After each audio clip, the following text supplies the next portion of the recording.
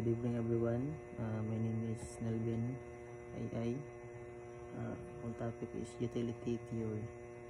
So what is utility theory?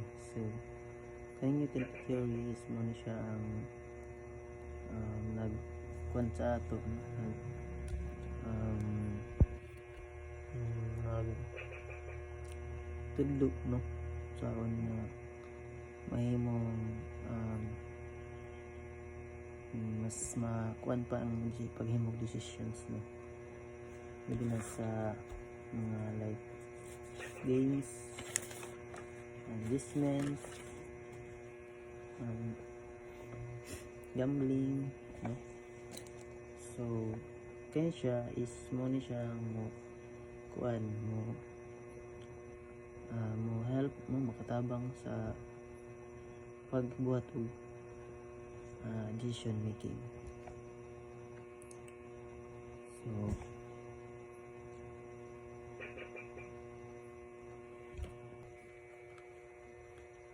a theory that allows decision makers to incorporate their risk preference and other factors into decision process. So like si kanina, so kanina theory no, it allows we no, especially for the decision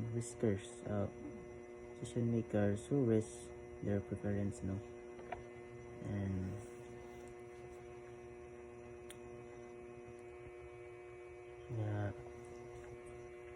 like other factors no into decision making process. So this is the decision theory in utility theory for decision making.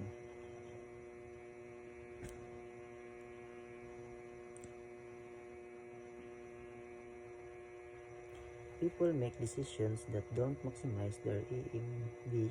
It's because the monetary value is not always a true indicator of the overall value of the result of decisions. So decisions, people make decisions not maximize. So there are other decision result which is not good monetary, so such as like happiness no,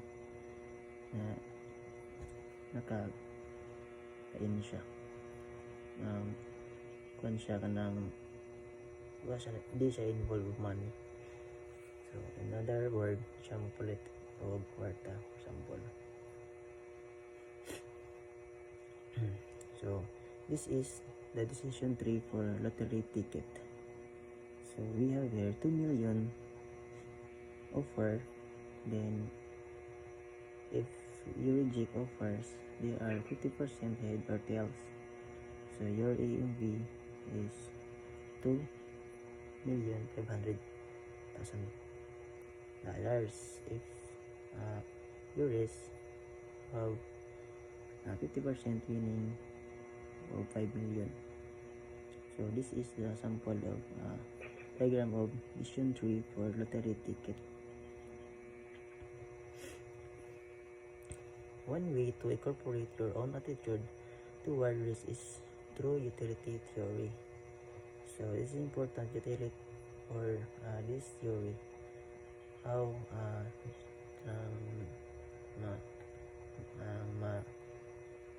incorporate ang imong own attitude in which mabalaan ni mga unsa ka nga risk, unsa ka nga tao, risk averse ba ka or risk indifference or risk seeker. So most people would choose to sell ticket for 2 million rather than settle 50% chance at nothing. So hindi nga banta o nga choose talaga nilang ibalik ang ticket worth of 2 million nga offer, dan nga makadaog sila 50% chance because kay kung ilang ipadayon sample kung mag-risk sila 50% zero sila, then 50% chance na winning lang ang makadaog ato. So for sure nga practical sila nga risk sila, hindi na sila mag-risk, accept ra kanila ang 2 million for sure thing. So next, measuring utility and constructive utility curve. So utility assessment assign work outcome of 0, utility of 0, and the best outcome is utility of 1. Why? Because this is the assessment sign which is 0 siya ang iyang work outcome, in which nga mo na ang imong worst, no, when you sample sa gambling, no, mo na imong masihan. Then this outcome is utility of 1, so mo na ang imong kuan, no. So unya makuanta ni siya. So although any values may use as long as the utility for the best outcome is rather than the utility for the worst outcome using 0 and 1. So pwede po siya nga mas magamit ka og lain nga number basta ang imong worst outcome is dako pa sa imong ang imong best outcome mas dako pa sa imong worst outcome.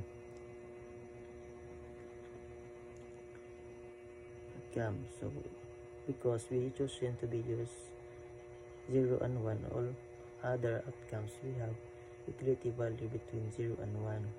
In determining the utilities of all outcomes other than the best or worst outcome, a standard gamble is considered.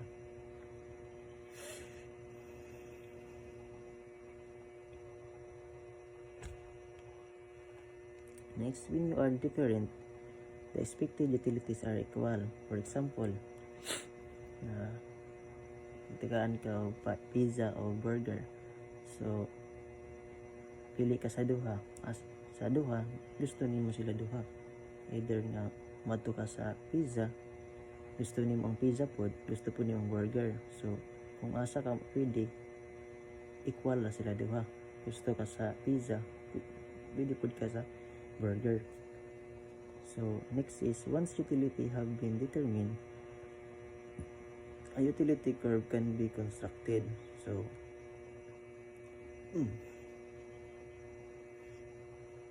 this is the example of standard gamble for utility assessment. We have alternative 1 and alternative 2, in which alternative 1, this is the other outcomes utility, which is the 0. 0 for graph is makita na niya ang graph. So alternative 1 is P, mo ni imong best outcome utility of 1. Then ang imong kaning worst outcome is 0. So na ni siya makuha niya, makuamit niya sa imong formula niya, in which kaning P mo ni imong best outcome utility of 1. So ang kaning worst outcome 1 minus best outcome utility of 1, so 1 minus P. So we have the sample problem in which Jean Dixon would like to construct a utility curve revealing her preference for money between 0 and $10,000.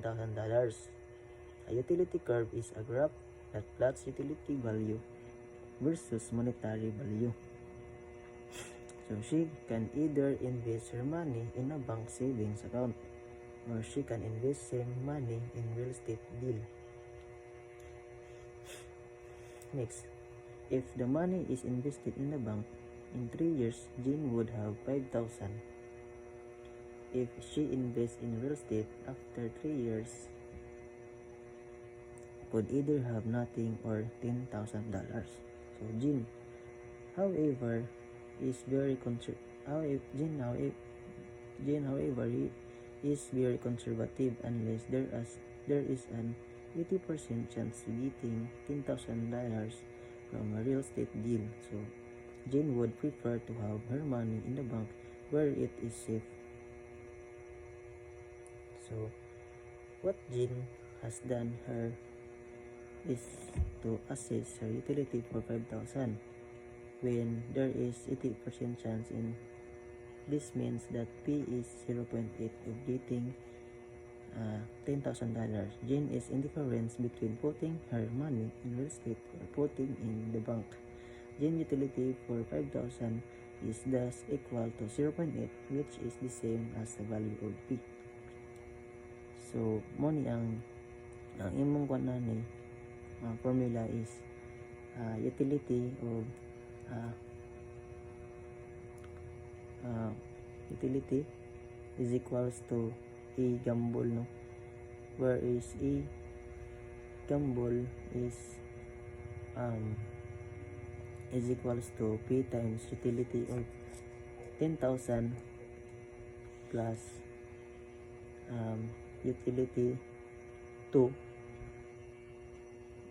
times 1 minus P.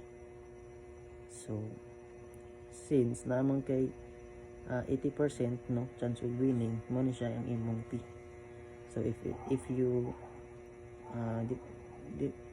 minus 0.80, 1 minus 0.8, you have 0.20 20% of burst. So utility of 5,000. So this is alternative 1, which is invest in real estate. We have also invest in bank. This is our alternative 2, which is ang 5,000 is P is equal 0.80. So mag-stay siya 5,000. Mo na siya ang 0.8 niya nakuha nimo pag itong imong kwarta after 3 years. Then after, if you invest real estate, no, 80% of chance to get $10,000. So you have also worst outcome, which is 20% chance of worst. So utility for 5,000 is equals to utility of 5,000 is equals to P times utility of 10,000 plus 1 of minus P times utility of 0. So we have 80% P times 10,000 is equals to 1.0. Then ang imong worst outcome is 0.0. So you have plug in na nimo, no, natay 0.8 times 1, which is mo yung 10,000 higher outcome, then plus 0.2 times 0 yung worst outcome, you have 0.8. So just like another utility value can be expressed in the same way. So for example, what Jane utility were $7,000, what values of P would make Jane indifference between 7,000? So, and the gambles that would result either the $10,000 or $0 for Jane, there must be a 90% chance of getting $10,000.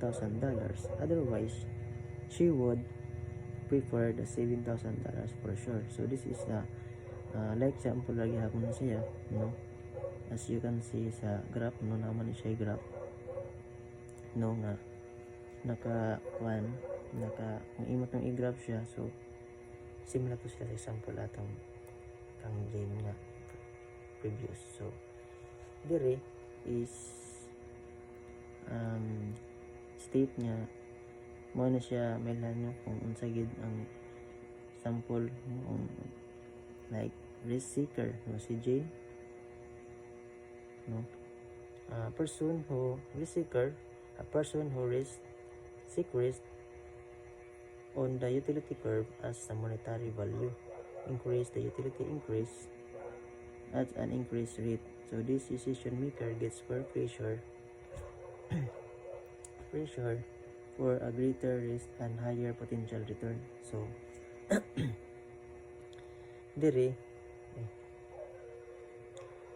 is kung risk seeker ka, sample risk seeker si Jane, So pressure no na kay Andrea murag pressure na ka mo decision no, pero ang imong utility is magka-increase po no sa increasing rate. So paldo-paldo po noong kadiriya nga kuan kung seeker gid ka, so na kay high potential return.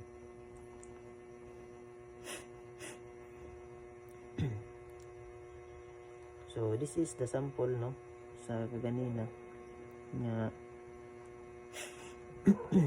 si Jane no mo ni ang utility no mga P values no na diri si Jane nga kuan siya 7,000. So risk avoiders mo ni atong pan graph no, mo ni atong graph sa diagram no, graph sa sample problem ni number 2. So as you can see no, 3,000 is 50% utility.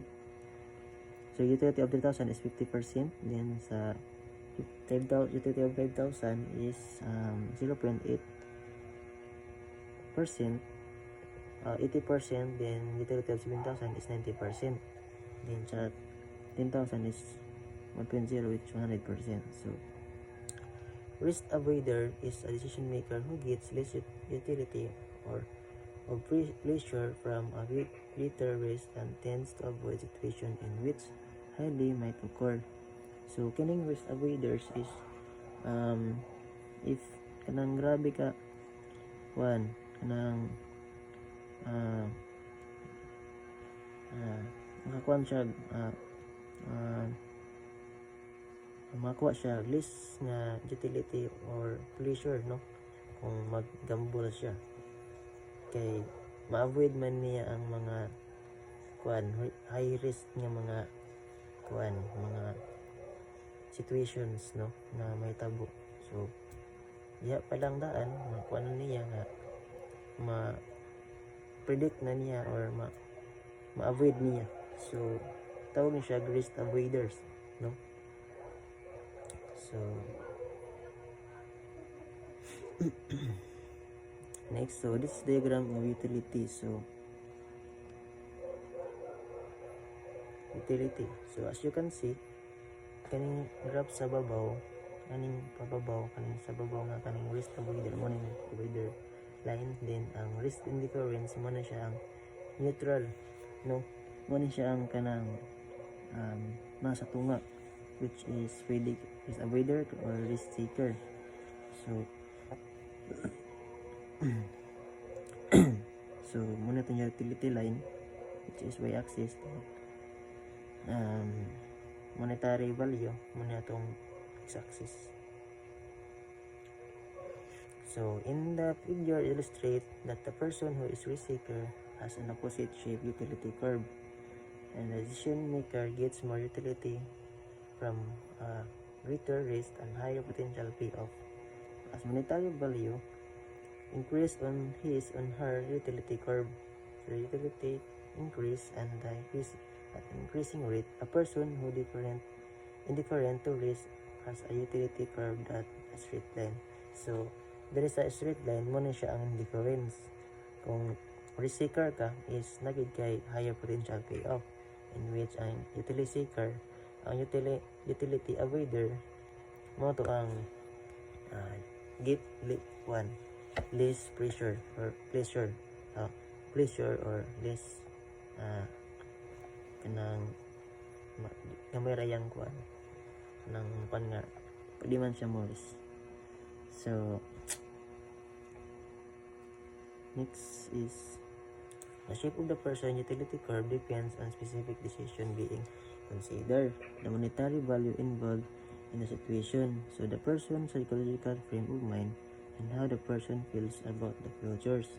So in me will be that you have one utility curve for some condition you face and completely different curve from others. So next is utility as a decision making criterion. After a utility curve has been determined, the utility values from the curve are used in making decisions. So diri is kanang determine naman natin yung kuan ang curve no, mga curve, sa dapit siya nga kuan equations criterion niya, no? So diri is makuha na nato ang ma-replace na nato ang mga appropriate utility values and decision analysis, no? Perform as usual sa atong nga create nga na determine nato. So respective utility for each alternative is computed as EMV. So this is the diagram no alternative 1. So alternative 1, Mark plays the game. So trackland point up 0.5 mo na imo yang utility sa 10,000 0.5% or 45%. Then ang yang trackland point down is 55% nga malos og $10,000. So Mark does not play the game, $0 mo yung alternative 2. So as you can see, alternative 1 is to play the game. So Mark believes that there is a 45 chance of winning. So kung madula si Mark, kabalo siya nga na siya 0.5% of winnings na makagin og $10,000. Napod siya 55% out of 100 nga masuffer ang iyang $10,000 or loss, no? So alternative 2, not gamble. Kaning pag magpuyo ra si Mark, wala ay makuha sa iya. If ever nga mo risk siya, mag-gamble siya. So kabalo siya nga na siya 45, 55.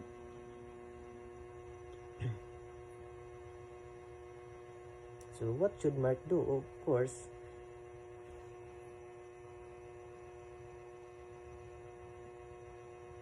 Mark do. So of course, this depends on Mark utility for money. As states previously, he likes to gamble.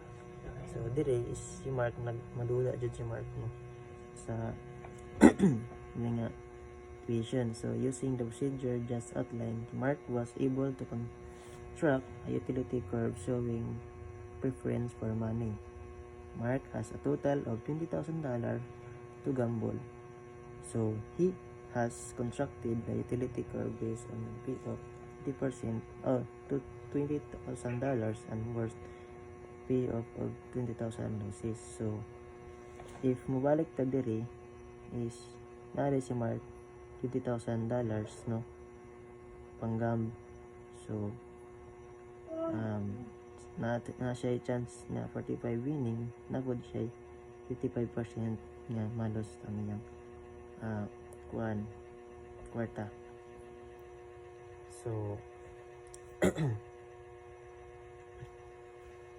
mo ni ang graph, no?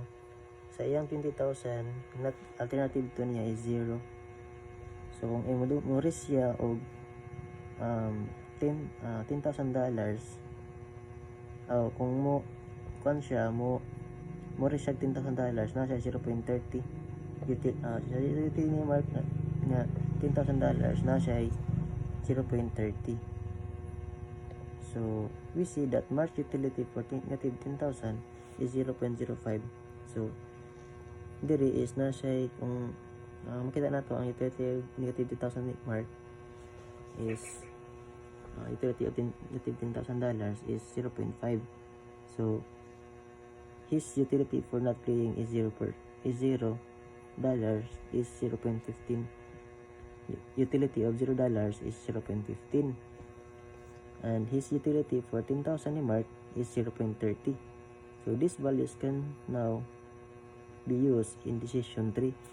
So Mark's objective is to maximize his expected utility, in which be done as follows. So next is money step 1 ni Mark. So U times imong monetary negative $10,000 is 0.05. So then ang imong utility of $0 is equal to 0.15 based on the graph. ang iyang utility of $10,000 ni Mark is 0.30. So kaduha nga gibuhat ni Mark dire is replace monetary values with utility values refers first descriptive utility for alternative 1 and 2. So alternative 1 midula si Mark. So as you remember na siya 0.45 na winning, in which ang iyang kuan yan na times niya sa iyang utility value, which is ang iyang P nga 0.30. So 45 chance of winning iyang 10,000, no, times nimo sa iyang 0.30 plus 0.55 nga kuan 55% loss, no. So dire is na siya negative 10,000 is equal to 0.05. Siya utility of negative 10,000 is equal to 0.55 mo ning times dire. So as totals nakakuha siya 0.162 kung modula siya. So if di siya modula, sabihin na gyapon siya utility of $0 no? 0.15. So this is the track line and point up and point down, in which is yung $10,000 ni Mark is 0.30. Kung modula siya, ulit siya yung 10,000 is 0.05. Then ang negative 10,000 niya mo ito ang 0.55 of chance nga malus. Then so if siya mo play is not yapon siya ang utility $0 niya is 0.15. So therefore alternative 1 is the best strategy using utility as a decision criterion. So if A and B had been used, alternative 2 would have been the best strategy. The utility curve is a risk seeker utility curve and the choice of playing the game. Certainly different reflects his preference for risk. So dire is this conjugate siya ang kuan ng utility ang kuan ang alternative 1 decision criterion kung sa decision criterion as a decision criterion. So if alternative 2 if A and B ang iyong gamiton sad, so ang alternative must be the strategy. So kanya curve is risk seekers, no, si Mark risk seekers.